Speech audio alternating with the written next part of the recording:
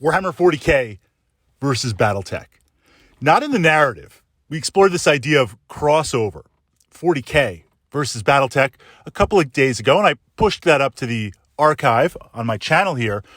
But I wanted to follow up on a question from one of the comments.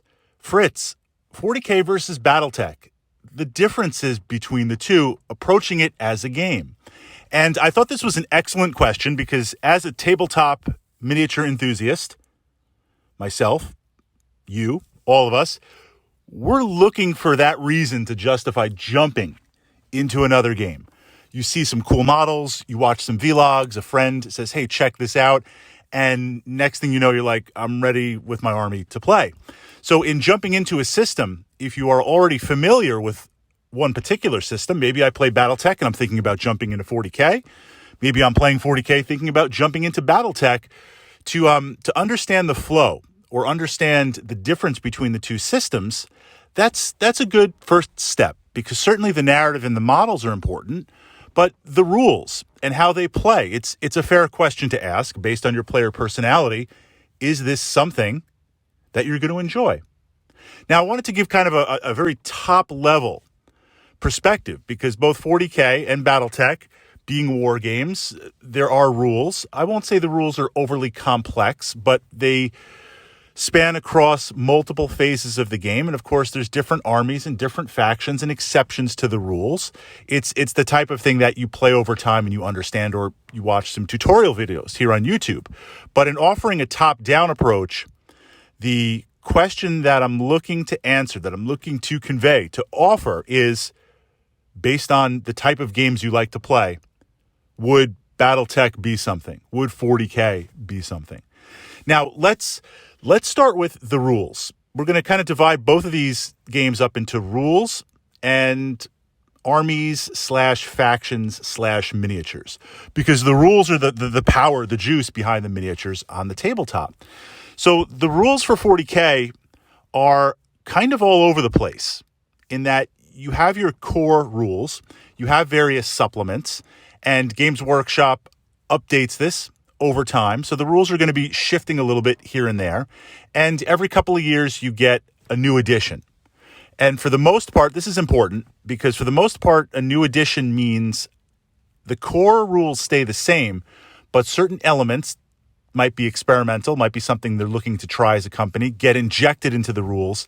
And how the rules play out and score in terms of missions and victory completely switch. So essentially you have a very familiar game, but now you have to readapt and retool everything. And that spills out a little bit into your armies where you might have to update them or certain models change.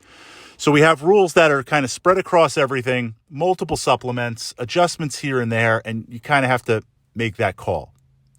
On the army side of 40K, you have multiple factions, multiple armies, and that's a great thing to play. The armies themselves are more or less static in that I'm playing Space Marines. Here are the books. Here are the supplements. This is how they play for that edition. Now, every edition, there's a new release, a new update for the army. There'll be some changes. There'll be some adjustments. There will be supplements. There will be other units added to your Space Marine army or your faction, and you can incorporate those if you have those models or not. But essentially what we see are rules that are in tremendous flux and armies that are somewhat static. But overall, as a whole, 40K within each edition changes all the time, and a massive reboot, a massive flip on every edition. For an analogy, if you're a Dungeons & Dragons enthusiast, think about going from D&D 3.5 to 4, or jumping from 4 to 5. Same game and name, but complete shift. Okay, jumping over to Battletech. So on the Battletech side, the rules are the rules. They've been the same set of rules more or less for the entire time of Battletech. They're very, very straightforward. They play the same. Once you learn them, you are good to go anywhere.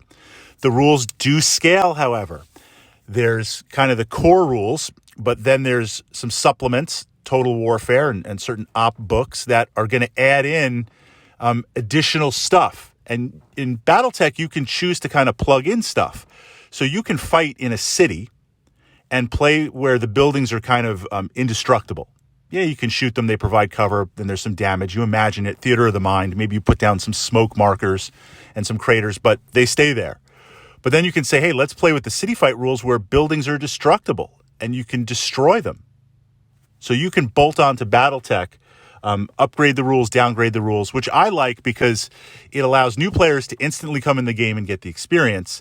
It allows veteran players to explore a lot, and it allows us to really sit down and tailor a game for the time that we have. We've got a whole day to play Battletech. Let's do 8 hours, all the rules. If we're going to only have 2 hours, well, let's kind of speed things up a little bit. But more or less in Battletech, the rules are static. Now, here's where Battletech kind of takes a jump over.